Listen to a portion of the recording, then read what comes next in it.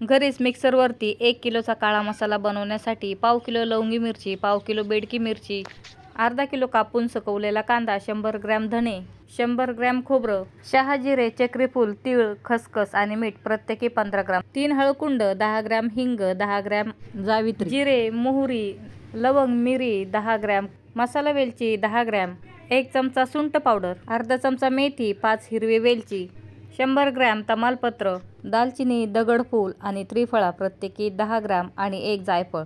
सगळे मसाले भाजून घेतलेले आहेत. थंड करून मिक्सरच्या भांड्यामध्ये मसाले आणि मीठ टाकून मसाला दळून गाळून घ्यायचा आहे. इथे सगळा मसाला दळून झाला. लगेच थंड करून हा मसाला गाळून घ्यायचा आणि याच्यामध्ये 200 ग्रॅम तेल टाकायचं आहे. तेल टाकून पुन्हा हा मसाला मिक्सरमध्ये फिरवून घ्यायचा. आपला इथे घरच्या घरी काळा मसाला तयार झालेला आहे. मसाला दळताना नाकावरती रुमाल बांधायचा म्हणजे ठसका येत नाही. 1 किलो मसाला तयार झालेला आहे. व्हिडिओ आपल्या चॅनलवरती पोस्ट केलेला आहे.